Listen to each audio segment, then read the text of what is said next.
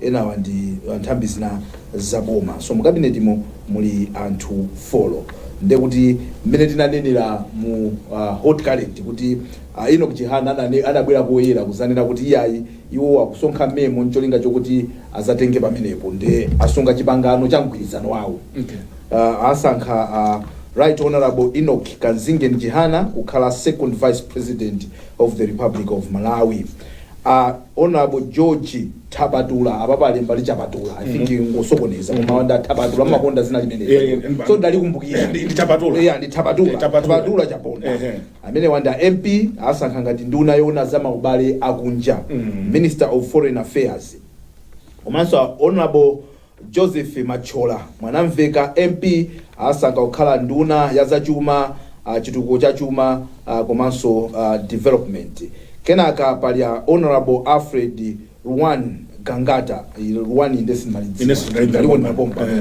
pamene umadziwira no ma CV amene baba asankha iwo kukhala nduna ya mdziko a Minister of State amene amanenera uchunga tifotokoza bwinobwino kuti kodi zikumamveka bwanji. Kenaka asankha Lieutenant General pamenepo ndi kuti cabinet 4 yes cabinet amene atuluka koyamba ndi 4 amenewa yes right honorable Enoch Kanzinge Njihana atapatula amachola fa ajena ndamachola agena nda arwani pali mzimayo ena ku DPP kuyamati Maria ndasowa amalikonda ili la machola ankana kuti mukama amachola tika mzimayo ameneyo kwambiri ali kwamesa madziwa amaye ndiwo thopa kama kwambiri mayi amene atwaigwira ntchito tizinena kuno kumbali mayi wayankhula Maria ndasowa yes amalankhula zina zoti silinganene pa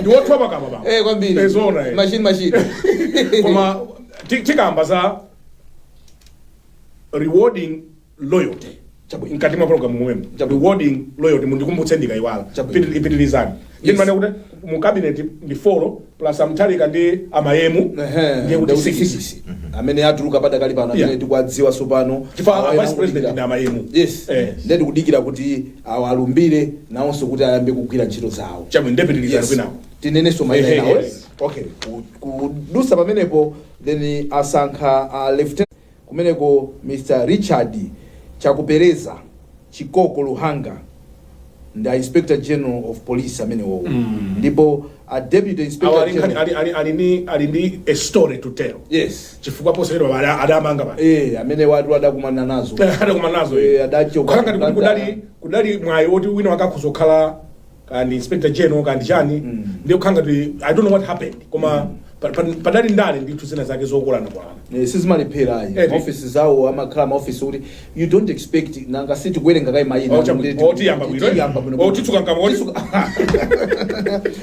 amene on Richard Luhanga Inspector General of the Malawi Police Services kenaka Deputy Inspector General of Operations ndi Mr. Sten Bamusi Chaima amenewo ndi operations amenewo komanso pali a council Noel Mlowoka Kaira ngati deputy inspector ndanzama simungakane mwambako zina zimene ndimango kusinjirirani koma awa mwambako zogawanza ndimendonena kuti zina ziyandikanena kuti awa ndanzama ndimango kusinjirirani koma awa amfumu aba nga maintain deputy inspector general of police administration nene manena kuti awa akaira awa zina ziyandimango kuna mizirani akaira awa ndanzama atiza jama ngolina bizira kumagaira apeza so ina awa kuma awanyanza ngweni nawo a council kaira kuna lawyer yowa nda lawyer yes the council amene okay usadiso ma council abwika bwika ai ama songa kale council abwika bwika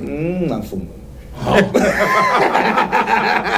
council akrobuka bwika inu mubala mu silinga bala mu alipo ina bwika ya malipo ina abwika bwika ina mapanga suspend ina ma just document bungwe loendesa zamalamulo nziko no Malawi Law Society amafika size yomanena kuti iya nawa tawakana awa so aliko aliko every profession imakhala ndithu ndi anthu ake onena kuti awa abweka bweka bweka bweka bweka bweka jango chabe chakumpoto mukumbukira kunaliza bweka cartoon character alipo abweka alipo mwaona kuti like ndikamankhula chilunguka amandiseka makhala kuti mukusekesa ndinapita kwina kwake classic example timafunsa malo tijani tifumbeko koma iwo kukhalira undiseka ndifumbeko alisiti mayankhula choncho iya mwaona kuseka alibe ulemu nawo sojera ku Zimbabwe afuma maitala tifumbeko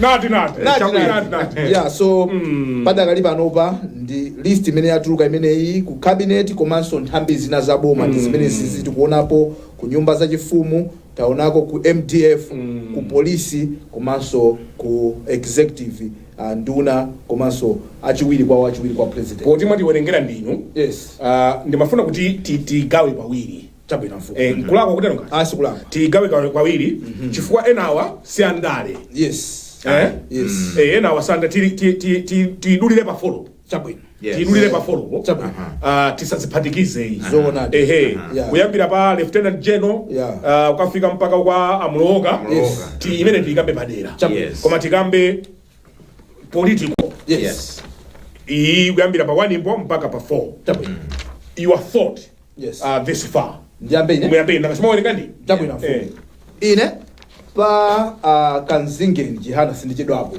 chifukwa tinachedwapo nthawi yayitali dzulo kunena kuti padali mgwirizano umene akumaonera ti Blue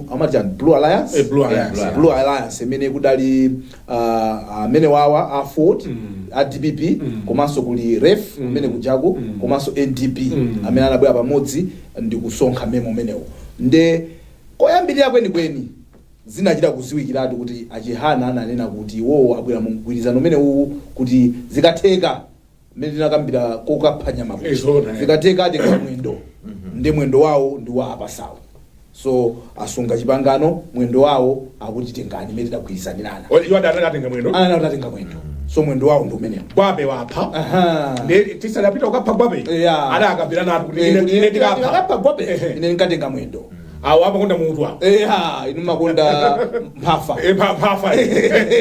ndaifotokoza nkhani pamene sada vetse imene angopita ku horticulture wadzulo muli a classic example ina msanga kuti tisachite kukhanga tikwachita chipongwe anthu msanga timanena kuti ena amene sanaonera tinanena kuti anthu amene akupita ku Zimba ndeno sukupita wekha upita ndi anzako nkofunika kuti muzikambirana musanalowe mchire mucha kuti kodi kumene tikupita kuti akapha nyama iye ndabwanji nde timapereka chisanzo cha maubale akundale ngati uzimba pamene akupita kuzisankho kukapha nyama nde timakamba kuti atonse zidavuta zimanagwirizana ndi anzawo zimaoneka kuti sadakwaniritse munjiramo so awa amene akuyambamo anaipa mene andemuona kuti naonso ku Afford ko anabwera ndithu ndi have a team the only person who was not there anali amtambo if you remember and titafusa mafunso anazanena kuti ayi kakagwira ntchito zina kana kaleta tinaona kuti yes is samagwirizana nazo but going back to it ndikuona kuti mwina is an example of mene mwina azichitira sogoleriwa kuti zobisazi zimakhala zovuta kuti even ifeyo we should hold accountable kwa iwo amene anapanga promise anzawo kwa ngati palibe chobisa bring it to the open. There is nothing to hide. Chinanso chimene ngangolera nsanga nchonera kuti apapa a president ndekuti mukaona the president comes from the southern region, a vice central region, second vice akuchokera ku northern region. Ndekuti apapa the whole nation in terms of the three main regions that have been represented. Anthu akhala kudandaula auchigawo chakumpoto. Kuti ife kuno timakhala tribe representation so second vice president ngakhale kachiwiri chifukwa kuti poyamba bambo awonso amenewa achihana anaiso second vice president in fact anali woyamba kukhala that position iwowa akhalabe ngati kuti pena pake akuonesabe kuti dziko chipani cha TPP sinafune kukondera kunena kuti akumpota sakhale ndi presidential representation kapena representation in the presidential office so kuma tiona kuti iwo agwiritse ntchito bwanji udindo to make sure kuti my aspirations also of the north are being represented in the office of the president. But so far in ntakuza kuti apapa kudos to TPP and kudos kwa Amtalika because akwanilisa chipangano.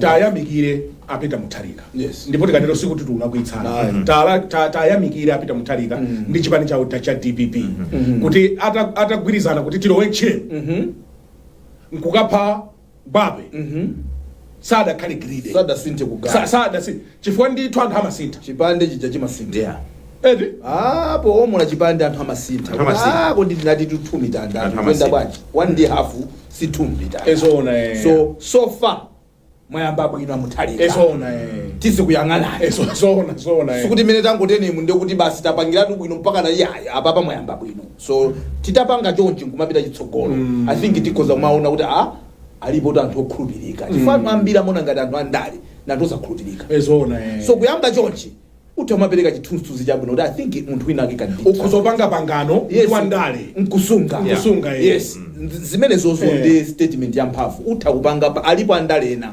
atausunga pangano ngati apita muthalika so ababa aonesa choncho komanso it's not just wandale ndakambapo zulo kunena kuti theme kapena kuti chiphunziro limene lakukhulupirika kunena kuti utausunga pangano imaperekanso chikhulupiriro kwa anthu kunena kuti you can also keep the promises to the people kuti zimene munalonjeza Malawi mutaukwaniritsa and akamanena kuti uyu ngokhulupirika ngakhale Bible imakamba zonena kuti iwo amene amakhulupirika muzazing'ono mulungu samapanga in trust ndi zochuluka so apapa mwaonesa kunena kuti you can be faithful mutokhala okhulupirika so pempho lathu ndionena kuti mene mwayambira musasiye chifukwa ndale nthawi zina tikakuchemererani choncho basi you lose it don't lose it chidafuna nchani ndi atonse kusasunga pangano ndiye kuti ndi anthu osakhulupirika chifukwa munthu how else do you answer that question right inu ndine tagwirizana pano pati mani tikukatenga 100 kulilongwe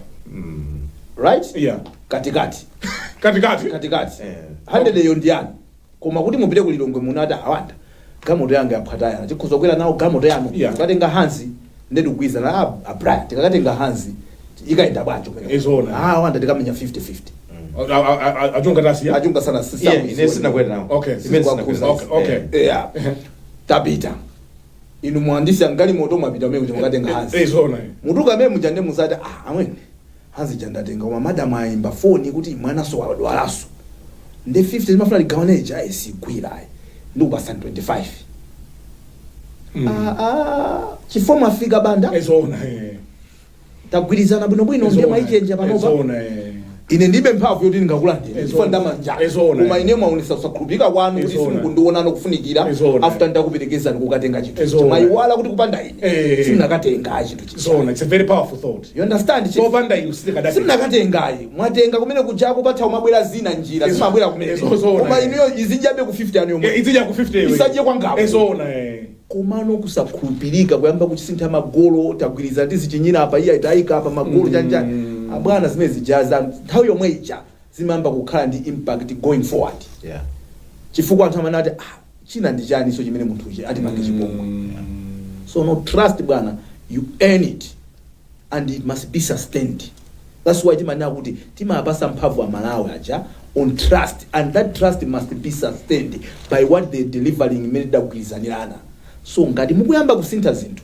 ndoti simunayambe bwino so atonse ngati andawerenga apapa kunena kuti anthu ena akuchoka mchipani mwawo ndi akhala pansi nkumalingalira chimodzi mwa zimene mulingalire muone kuti kodi munakhala bwanji ndi anthu ena mutazapasidwanso bwanji kusogoloko muphunzira chani chifukwa amene abweranso pano adali ndi ziphunziro zawo 5 years ndakumanena kuti aphunzira and tiaona so that's why tikunena kuti lero tikati box yoti tichonga kuti apa mwasungadi zimene munalonjeza mwayamba bwino maintain that and achunga ndina kuti pamene mukuwalonjeza amene Amalawi so mulindizira zimene munalonjezaso apaseniso Amalawi aja chifukwa mukuonesa kuti makhulupirika kwa ndale anzanu khulupirikaniso kwa Amalawi mukamapasa zimene za Amalawi nkumachonga I think inde kuti ulendo ukuzokhawa tinenenso kuti sikungopatsana mpando kukhako muofisi mumafunika apparatus zina zogwirira ntchito chifukwa uzamupatsa munthu vice president or second vice president wadzina chabe zona smoke screen ndiye ndanthu azingoti koma you know what sizitenga nthawi before people realize that taziona kumbuyo it's very easy to tell kunena kuti koma kuti uyu kangata ngomusungisa apa. So we are hoping for the best, and we believe that things are going to be better. Koma tata apangezo terozo sizingatenge nthawi fika mayamba omwe achama kadandaula kusema ndefe zimatifika zimatifika ndefe sitibisai tizawo zasamala kuti anzingena acha kwakazinga tizanena pano. Koma we are hoping kuti we will never go into that trajectory because all we want is a better Malawi. Nanga Nduna yopanda mphamvu number 1. Number 2, kumachita kuoneka kuti munthu uyu amfinya munthu kulephera kuti chifatu nembali zonse mene manene right. Number 1, munthu uyu wasakhidwa wesu ukachite deliver ezona you know akanzingeniwo mukampeni mwawa mauza anthu akumpoto kuti muziyang'ana iki ndeka amona ngati saapasa pano apasa ezona ndeta ambadi kuyang'anapo. So anthu akumpoto anavotera apita mutharika chifukwa akanzingena mauza kuti muziyang'ana ndi awo apita mutharika adzandituma ine kunoko ndi mavuto anu kunoko sazizachedwa kufika ndi muoffice nkaka muoffice momwemo mwa president imo. So muoffice mwa president muli anthu atatu, wankulu wawo president iyo first vice president Jen Ansa, second vice president Ajihana. Pangani deliver mene momo mukapanga deliver nde muzidandaula nokusa kuti pasaso zinthu zokwanira zoti koza kusuntha zinthu sikuti ina china chili chonse basi muziyavutisa APM ezona pali ma decision tinataka tifa what is munthu mtsogoleri wa mtundu wanjo sapanga chiganizo. Say that again. Mtsogoleri wa mtundu wanjo sapanga chiganizo. Mtsogoleri atsipanga chiganizo pena nditu wakudziwa mwina tizikhanga tikwankhula timapanga ziganizo zina bwana athu amatauka tisusa koma sitinalephera kupanga chiganizo. He may differ with us, but at least we make a decision. You cannot have a leader who is not making decisions, chief, right or wrong, but at least you must make a decision. Don't be coy, don't be shy. You will never know. You never know. Make a decision, chief. Sometimes people will agree with that decision, sometimes they will not agree, but at least you are making a decision. I wanted to say that. Yes. Some of the decisions you make in leadership, amakhala painful decisions. Yes. And in nthawi zina amakhala not popular decisions. Koma iweyo ngati ukudza zoti the decision imene itakomere Amalawi. Decision yokuti ikwanilisa masomphenya. The reason why you are there. You bite the bullet. Umapanga decision ngati imeneyo. Pa office ba. Yes. Pali executive management. Yes. Ndi pali line managers. Yes. Nthawi zina timanena kuti bwana tili kuno kuli Longwe. Tinandifotola kuna kuti taganiza tipange chonchi. Babili. We do that. Bwana uja angofuna kuti angodalitsa decision. Yes. So amayemu ndi ucheni Ajihana. Yes. Sikuti zonse adzingopitisa kwa mtharika bwana patipange banja. Ndi akwikira ninji. Iwo wakhoza kunena kuti bwana wakuti amativuta. Tamuyeze timaganiza moto chisanzo chabwino chisanzo chabwino ndisamalephera no group wakuti amativuta bwana tamuyezeka ndiye tamuyezeka kaye koma tabwera kuti mutipatsa madalitso anu kuti timuyezekedi ndikulemba memo bwana kuti ndamuyezeka ndikufuna approve yanu kapena kuti bwana ndandibwerekani mphamvu zanu ndikufuna ndikabwereka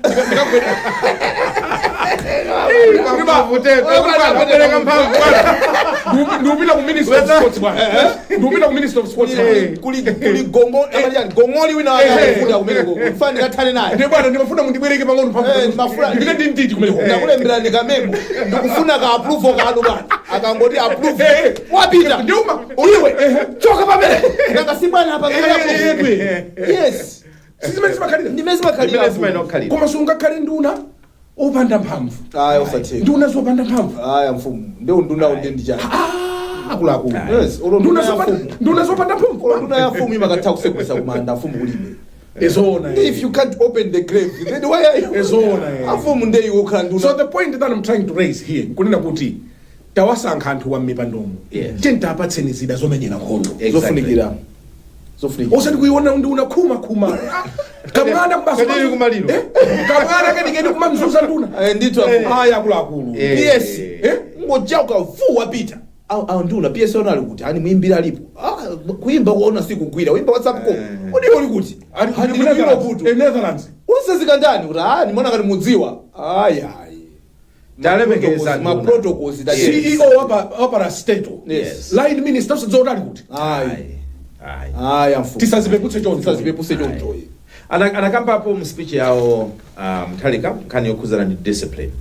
So zina zimemuka mbazi ndi lack of discipline imene imachitika kumbuyoku and we are hoping kuti sichitikaso chifukwa anthu mmayina kuti muzilemekeza asogolera amene muli nawo ngakhale ku ministries komanso zinthu zikavuta amene amayankha atu amakhala nduna ija so it's only fair kuti mukamapanga zinthu respect makapa tikambe kwa anthu ena amene mwina they're not happy mwina anali aku MCP kapena zipani zina they're not happy koma adakali momweko for the career civil servants tiapemphe do not sabotage minister musamaka thamangi kumaka nenera maboza minister minister ena amakanika kutagwira ntchito chifukwa trust me nthawi zonse nkhani ndi firefighting maboza atanenedwa chokuti iye bwana akunama iye napaka twiza let's give these people an opportunity a clean slate azichita kuononga okha osatifuka cha kulubaluba kuyankhula kwa anthu let's accept udindo is one person at a time mulungu zamukomera kuti nthawi ino akhale amuthalika pa vice president pakhale ajenansa pa second vice president pakhale achihana pa unduna wa za finance pakhale amwanamveka respect that munthu sadzalandira kanthu yes ndiye mulungu wapatsa atapatula mulungu wapatsa amachola mulungu wapatsa amayemu alwani ndi alikoti akangata alwani alembatwa akangata ndalwani Alfred Ruwani kangata ndiye mulungu wapatsa alwani ife chimene tichite tafunire zabwino tathandizire Malawi ndi mmodzi Malawi ngwatose amasogola ni munthu mmodzi tonse sitingatsogola ezona kumvesesa chimene chichi kulemekeza chimene chichi ndi kukhala nzika yabwino ndimafuna muonenso kuti amuthalika sakuiwala anzawo amene ayenda nawo and I think that's the most important point that I wanted to raise. Yes. A George Chaponda achoka nawo kutali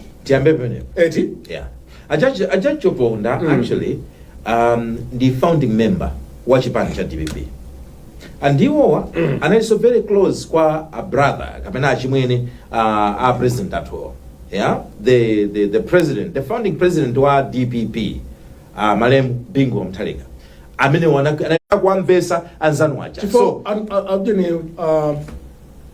Madonna zonthai zina amadza kuyang'anani kuti mwatitumizira munthu uyuyu zona are you guys serious? Exactly. Kuti ife mufuna tikamberane ndi munthu uyuyu yes exactly so mafuna munthu wa experience wophunzira bwino someone who commands experience so tisaiwale kuti achaponda akhala nduna akhala MP now one of the longest serving pamene so macheza ananena 21 years in parliament in fact he has been leader he has been leader of the house leaders of opposition so akhalapo in parliament vast experience imene tukhulupira kunena kuti Mutharika ataona anena kuti koma munthu uyu abwanja atakhala pamenepa so ndi munthu amene ayenda naye Mutharika sakusiya anthu amene akhala loyo Achaponda ni mmodzi mwa anthu amene amacheza kwambiri ndi nzawo wa Mutharika andikupita kwa Mutharika kuti ukaneneza Achaponda ngoti anthawi I think he is one of the trusted friends amene ali nawo so kupita kwa Mutharika ukakamba za Achaponda ungoti anthawi sigwira ango ayimbira George Brian was here bad mouthing you so azikoseka that little boy you know so kumamvesesa zimenezi but also sikuti angotenga nzawo ezona kamene wakuchalichi ni munthu okuti ali ndi maphunziro ake abwino munthu kodi Nkhani mukuyikhutisa ndikunena kuti sikuti Achaponda nampikwaje komatu mundimvetse watokhala asinodi koma mundimvetse ndikunena kuti ndakumvesani kwambiri osapatsana maudindo chifukwa tonse tupemphera chali chimodzi ndikuononga ndiye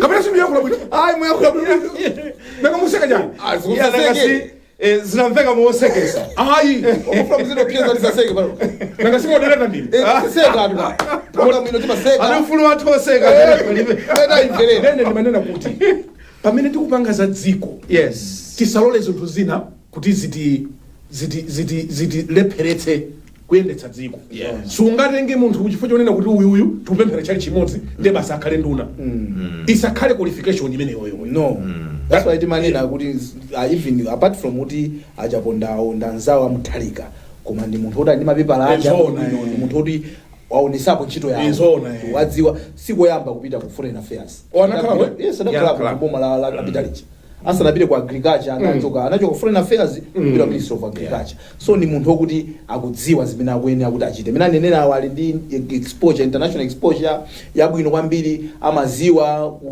kumene zimakhalira ndi abale athu so I think ayika malo oyenerera that's what we can say mwina kungowonjezera timafanire kwa amachola okay but zulo mnakamba nkhani yabwino ya loyalty paka naona anthu anachita anakupangani koti ndi tuba brand panda kuti kodi mmakhola za mphamvu maona so kodi mukakhala kuti takupasa ntaji mukapasa mphamvu ndazo mata wosokoneza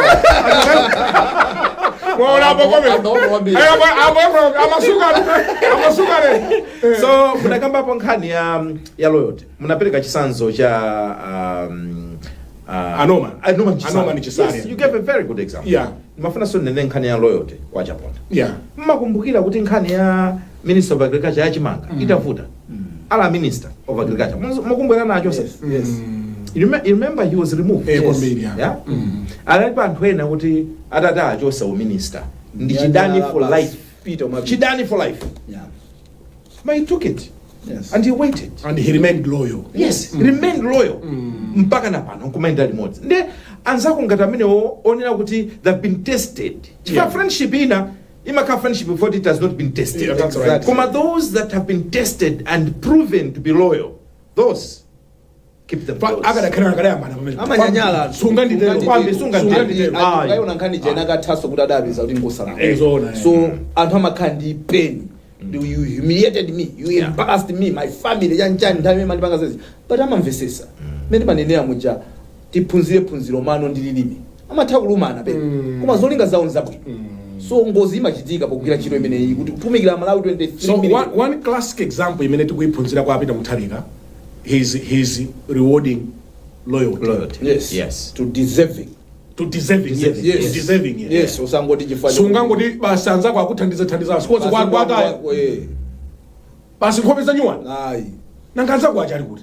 Nangasiba jati nani nato kuti alipo ina mabwera usachita overtake nacho. Osamba mankhwala.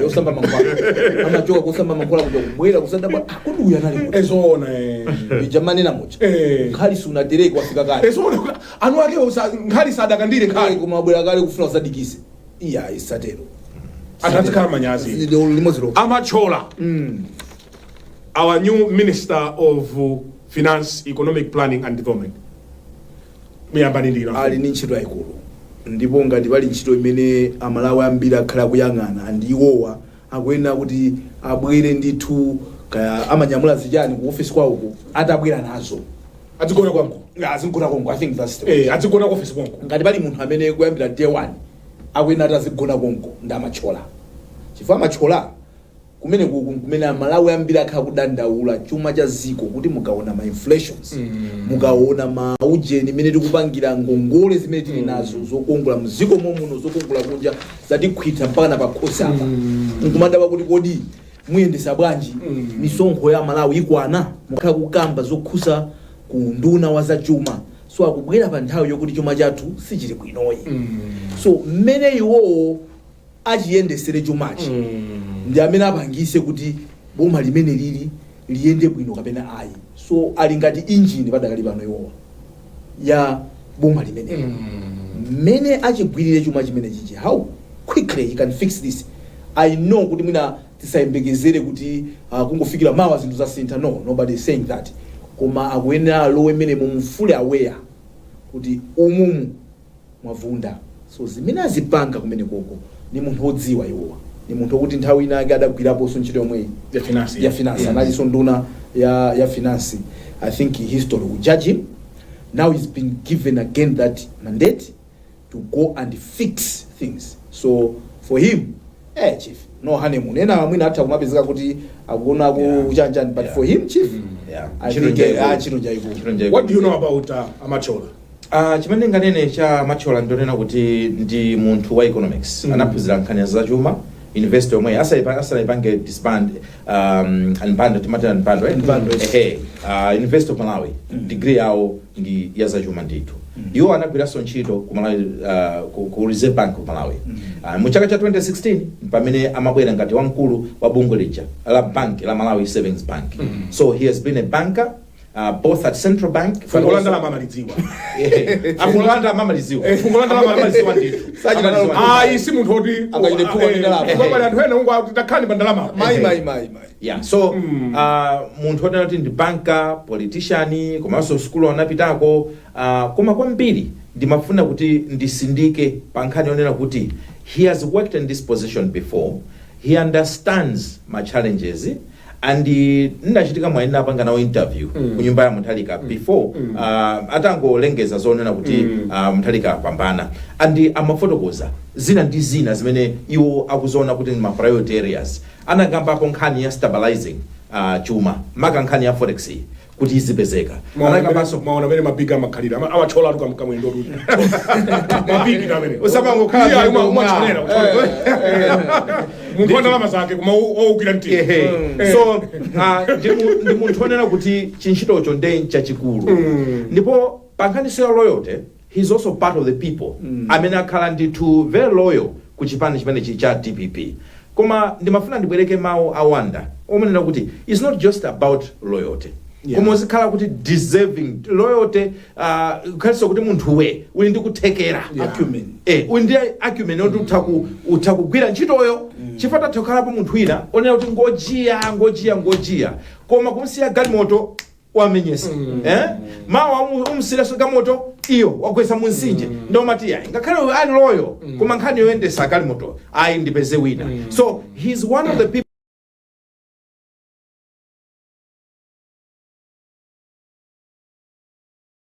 of state.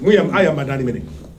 andita kuyamba agangata ndi nyamata mmodzi amene anakankha pa kampeni. Nthawi imene anthu mu DPP amaoneka ngati kuti ena sakuthamanga sakuoneka, he was pasogolo kutamanga. Of course anthu ankanena mwina akufuna ucheni running mate sina zoterozo, koma the fact is anakalowa ku chipinda cha Malawi Congress very boldly ndikupanga mega rallies.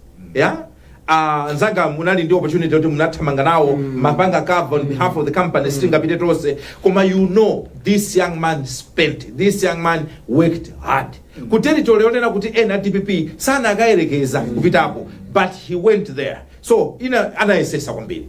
Komanso mukamuona akuoneka kuti akuchita represent achinyamata mu cabinet imene.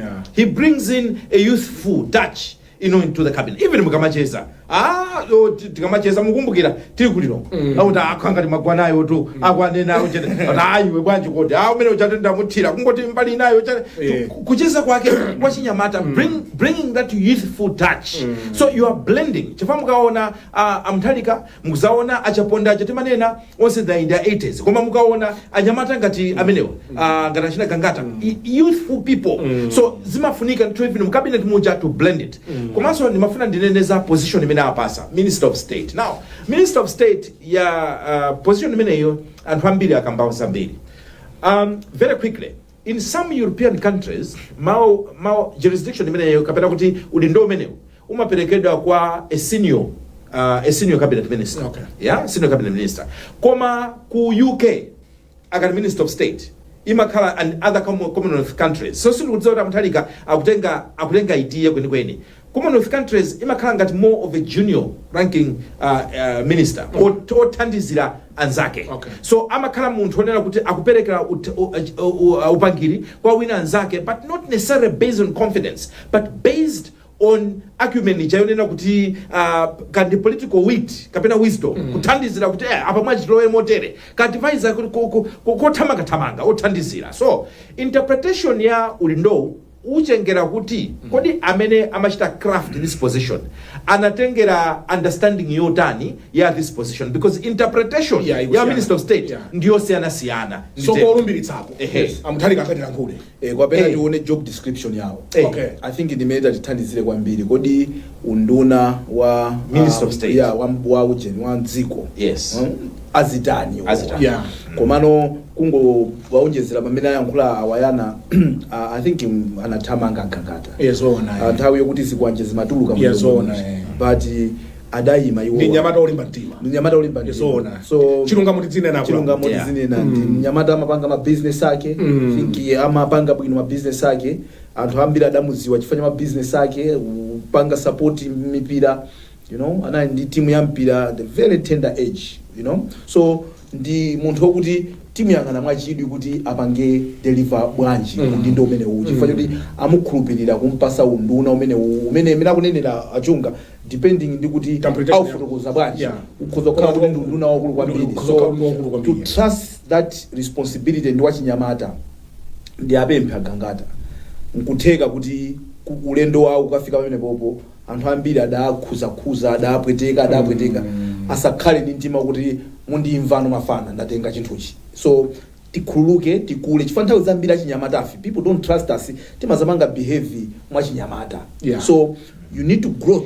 mwansanga kwambiri to settle in there and to show everyone else kuti no this guy can deliver even timu ya anthu ogwira nawo ntchito kusankha timu ya anthu ambiri ogwira ntchito kuti akuthandizireni kuti mupange deliver atsogoleri akuluakulu akamaonesa kuwakhulupirira chinyamata timazaphwekesa sotokha mmene timazapangira zinthu za timazalowesa zachigayigayi tizizindikira kuti pamene tikutumikira amalawi si achinyamata okhaokhayi muli amalawi ena ake akuluakulu so timayenera tizindikire zimenezi kuti ukule msanga sometimes you don't have time to grow normally umayenera kuti ukule msanga ufike and I have no doubt whatsoever that he's going to settle in, understand what he's supposed to do and deliver yes because he's proven kuti even kuti malo ena kuti no goes on he was able to go there now ngati amalimba mtima kumapita kumene koko chingamule president chani to step in these shoes and to wear those shoes and to show Malawians kuti no I'm not just a politician that can challenge mwina malo ma territories zokuti but I can also step in and deliver to the Malawian people munduna amene ndalandira ngati mundirole ndi sitingabwere pano we have to be fair yes ena wanthu akuyankha milandu yes what is going to be the bearing pa maudindo anyamulawa yes ena mwanthu amene awasankhawa ali ndi milandu ku court yes zooneka bwanji tiyambe ndiwa mukuona kwanga ndimaona ngati kuti ngati democracy yathu yakula it should not necessarily be a problem chifukwa kuti a judiciary tasiye kuti agwire ntchito let the courts do their work ngati pali munthu amene anapalamula mlandu ndipo wapezeka kuti ngolakwa duly so by the court anena kuti inuyo ngolakwa mwenena kuti mukagwire tingwerekeza kuti kaya mwenena kuti mpite ku ndende aina kupita ku ndende chifukwa government ikampanga shield munthu amene uja kenaka akazayima nkuzanena kuti tiuthesa katangale it will seem like the government is speaking in contradiction komanso ine ndikumachita refer back kwa mawu amene anayankhula a president Mutharika pamene amalumbiritsidwa anakambaponso nkhani yonena kuti azinzanga DPP chonde ndi Malance partners musaone ngati kuti nthawi ya feasting mawu amene akugwisa ntchito feasting simaone ngati kuli phwando kuno so mukamvesa mawu aphwando uja kwina kunene khanga kuti akukamba nkhani ya looting kuti muona saone ngati kuti anthu muzangosakaza kubangu mabangazo lerozo no you're looking at a different president sizitheka so in line with that tone iwo amene ali awenera mwalamulo kuti akayankhe milandu ayankhe milandu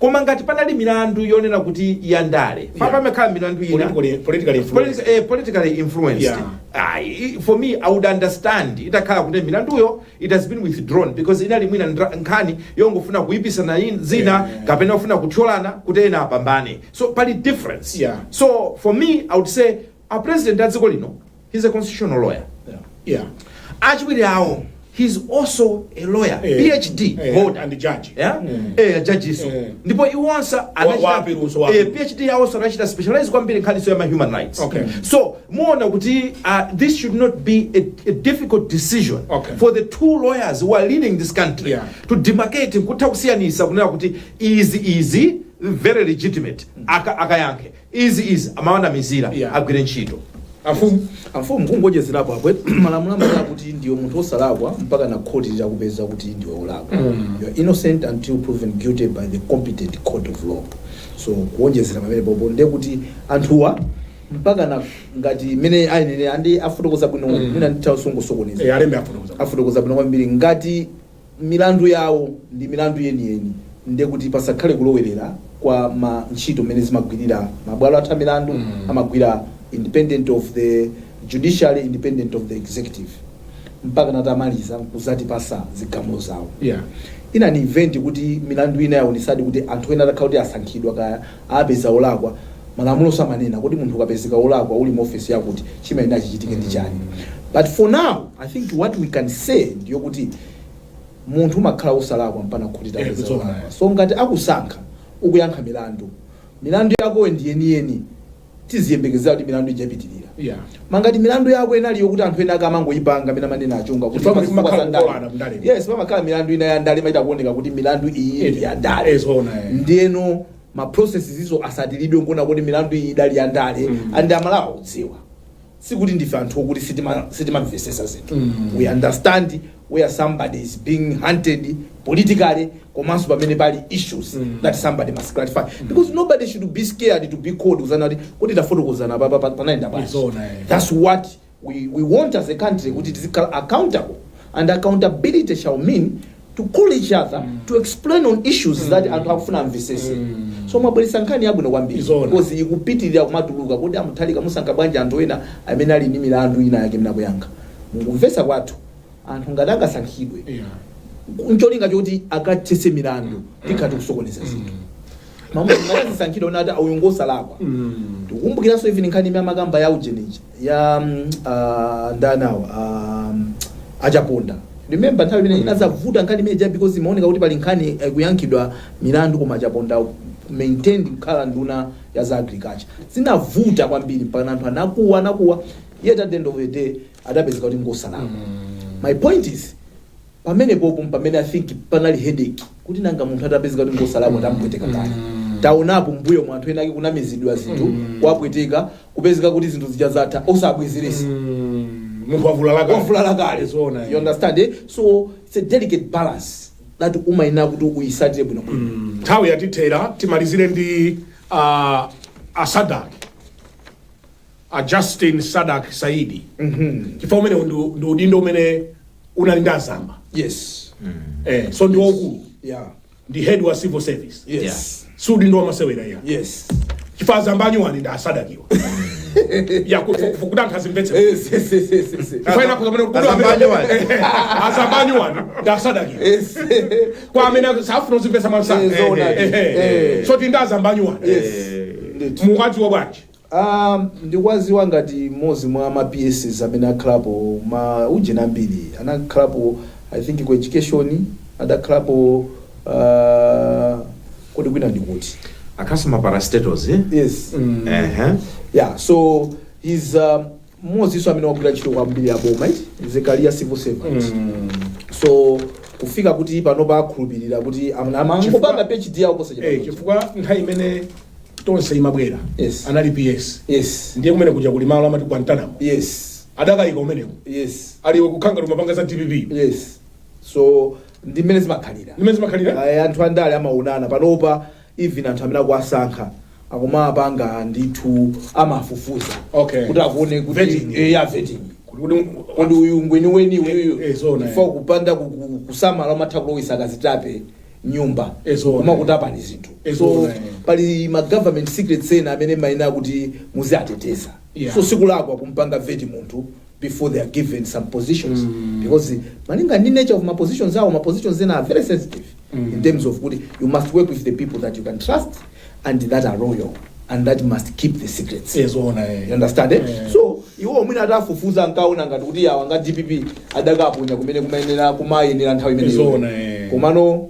uyu mulungu wotukula munthu uyu mulungu wotukula munthu ndakatukulana umene kujaku kukhala azambanyo wani meme kunena kuwerekera mawanu so awa ndazambanyo wani udindo winaso umene umakhala udindo ufuta kwambiri chifukwa cha mmene ukugwiritsira ntchito makalata amachokera ku office kwa umene so anthu ototsa ndi olemba ntchito ndi amene wawa, so kumakhala pressure yayikulu so office kumene kwambiri ndili ndi uyuyu ndabwera ndi uyu ndalembaniso ya uyu ndalembani ya uyu, so zimafunika kuti munthu zikhala soba andi kumena tikumamva ndaona Shadrack na Malomba akuna lichonde kusamanitumizeni ma CV patalembedwa ati kuina yake kuti a president Mutharika na kuti perekani ma CV anu kwa ana Malomba alemba lichonde stop sending me your CVs ma CV wa ndio watu pamene ma CV wa eventually amakathira kwa Saidi amakathira kwa Saidi kuti ma CV ndi awa asaidi lembani makalata, so asaidi na also atakuchokera kudzuwa zona anthu alidati kuona kujedwa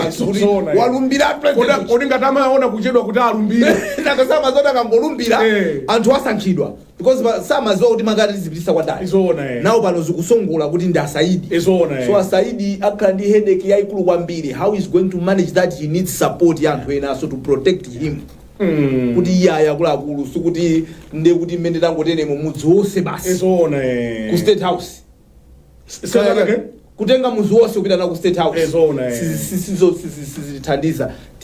Tipereke ntchito kwa anthu oyenerera kuti anthu atumikire bwinobwino umayina uzikhala ndi zokuyeneresa usangoti chifukwa chokuti iwe umene Ayuba James analemba pena pake kuti basi wati umapanga zina zachoko ati iwe ndi wa media team mayiphwekesa media iliso ndi maphunziro ake usangoti basi ukatukwana anthu pa Facebook pa social media uyu ndi media team yathu we can do better. Yes, they are professional people that zina zimene zabwetsa tonse kudamangotenga zili zonse basi nkutena kuti izi ndi mangotenga zili zonse mfumu tizisankha tizisefa izi sitimadya tike kudya ndizizagwera mwechero zikaphike ni simu so we wish him well. You know, he's coming in at a time kuti he has to manage. Adaso ela position. Yes, akumpira kuso sports council. Yes, atamanga kuso football legends. Yes,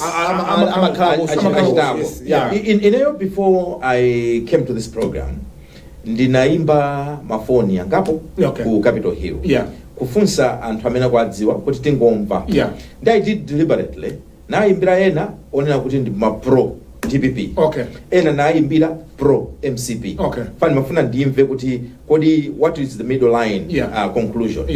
Now to be fair, mau amene agwirisa ntchito iwo amene imbira okhuzana amene aona kuti aweno ndachipani cha Malawi Congress.